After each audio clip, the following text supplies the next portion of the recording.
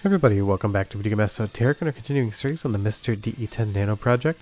And of course, we're going through with more Sega Saturn tests because you guys keep watching it and asking for more and requesting more videos.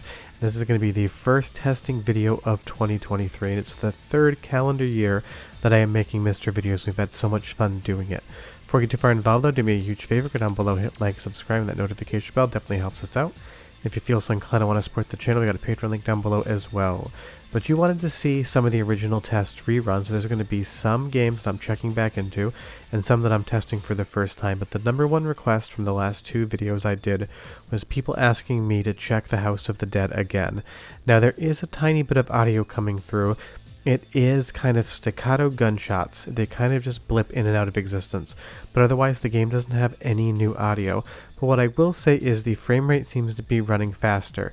Now that's not to say that the House of the Dead on the Sega Saturn ever ran at a solid frame rate. It was a very janky port, but the newest core on MiSter seems to be running it much better. It is playable. I got to like the third level during the capture, and I just decided I should move on, but it seems like this game could be completed. It'll be great when the music gets involved because this game has absolutely spectacular soundtrack, but it's one of the most iconic games on the Sega Saturn, and it is working a lot better with the current core. Now one game that's a new test that you guys asked me to try was Blastwind.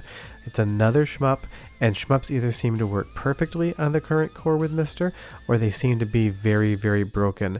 But I will say Blastwind here seems perfect. It's not a game that I have the most experience with, but all of the mechanics are working perfectly fine. There is no lag in the controls, and it sounds exactly like I believe it should. And it's really interesting that sometimes shmups seem to be the games that are running the best as far as 2D stuff is concerned. I'm not sure why that is. It must just be like a coincidence. It's not like they share any sort of code base whatsoever. But if you want to play Blastwind today on your Sega Saturn, you 100% can, and it is working as expected. And the best part is seeing how the controls are shaping up. If there lag in a shmup, you're going to feel it. And right here, at least with this game, I can detect absolutely nothing. But there was another game you kept asking me to check out, and that is Asuka 120 Burning Festa Limited. It is a 2D fighting game. And again, this is another new test where I'm going to say that it is playing absolutely spectacularly. And that's what I'm finding with the newest MiSter Sega Saturn core from Srg320.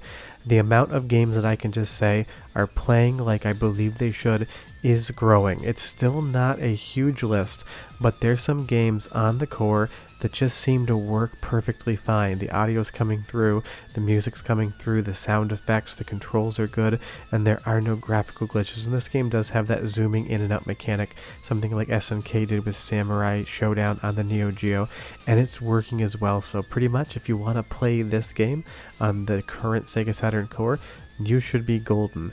Now, one that you wanted me to test again, and people keep asking me to test this even though I did it like last September, was Elevator Action Returns, and I'm sure that's just because it's an absolutely spectacular game. There does seem to be a tiny bit of audio missing from the intro, but graphically it is working perfectly fine, and the last time I tested this, the audio in-game was very scratchy and very problematic. Now it sounds exactly like it should. I can detect no issues whatsoever in the audio. It's still playing as well as it did last time, which is to say, to my eye, exactly how a real Sega Saturn with a disc in would function, but the audio has gotten so much better, and the audio in general seems to be improving on the newest MiSter cores. It's either giving you audio where there was none, or it's improving on audio that used to pop and hiss and scratch and make some really ear-piercing tones. That's not a dig at the core whatsoever. It's a work in process, and that work that Srg320 is doing is absolutely spectacular, especially considering his situation. I'm just telling you guys what I find when I test things. But if you want to talk about another 2D action game, kind of like a shmup, kind of like a run and gun, we'll talk about In the Hunt. Go ahead and listen to this audio because this sounds absolutely perfect, and I will be right back. Enjoy.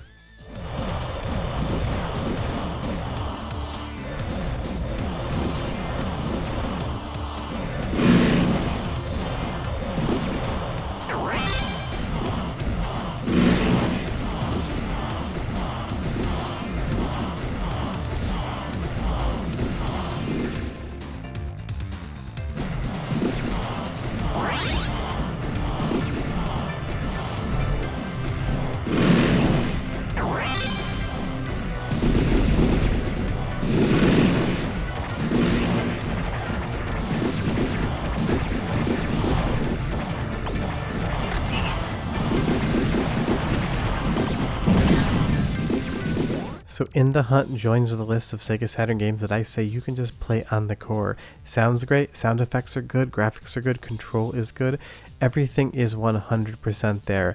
The audio sounds a tiny bit muffled, but it sounded the same way on an original Saturn. I did check, and this is an arcade board that was converted to console, and a lot of times you get some of that muffled audio because these used to be on chips and maybe they didn't have the full uncompressed sound sample that they made when they ported it over. But you could do a lot worse than In the Hunt as far as the current Sega Saturn core is concerned, as well as a run and gun kind of shmup. It's a spectacular game, and a few people requested it, but I was going to include it anyway because it's one of my favorites on the Saturn. Now here's one that people requested that I forgot existed, and it is Amok. I believe I'm pronouncing it right at least. It's an underwater third-person action shooting game, and it's some sort of like crab submarine that you ride around in. I remember this game being previewed and reviewed back in the day, and I think I probably played it like 7-10 years ago.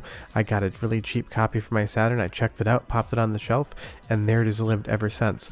But as far as a 3D game that's working really well on the current core, it's just working really well on the current core.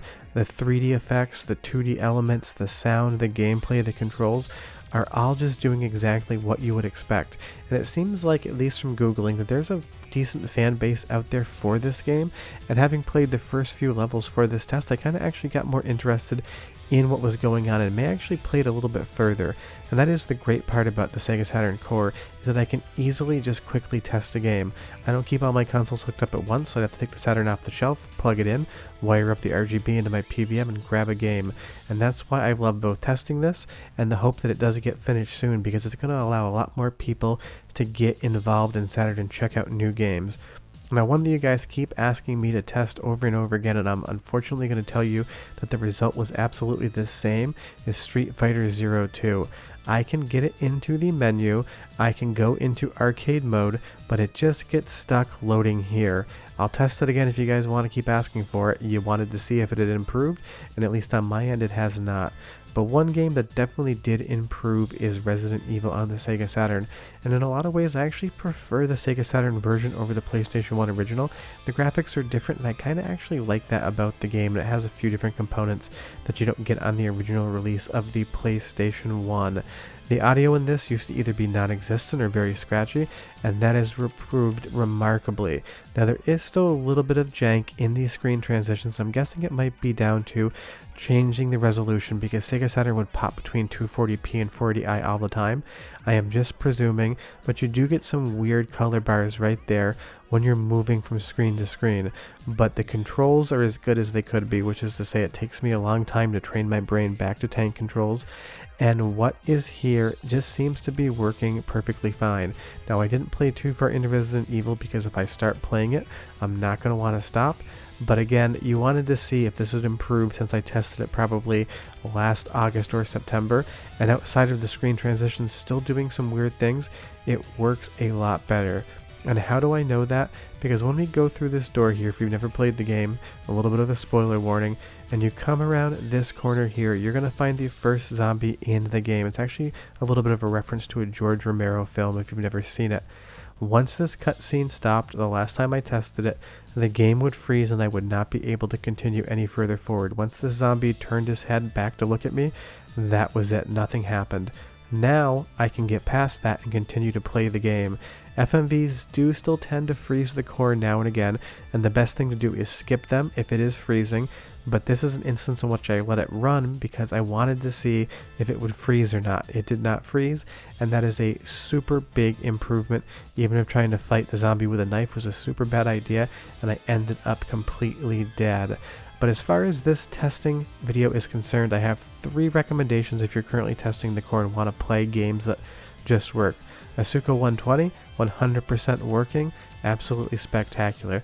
Second game, gonna be Blast Win. 100% working, super spectacular, the audio's great, the video's great, the controls are great. It might not be the best shmup of all time, it's definitely a B- tier release in my opinion, but you can play it on the Saturn core and it just feels right. But the biggest takeaway from this month is In the Hunt. It is an absolutely spectacular game. It's made by some of the same team that would go on to develop Metal Slug, and it's doing exactly as I would expect it to on real Saturn hardware. That's because I own the game, and obviously, for the next shot, I own real Saturn hardware. But those are the first batch of tests for 2023. Please leave me that comment down below and tell me what you want me to test next. I love making these videos and I love checking things out for you, and it also gives me ideas because the Saturn library is quite immense and it's always hard for me to pick the next thing to show. Short of that, I'll be back next week with another MiSter video, and in 2 weeks I'll have another Saturn testing video for you guys. Maybe the core will be updated again by then. Short of that, I'll have videos throughout the week, but the Sega Saturn core is shaping up great for 2023. See you guys next time. Bye bye.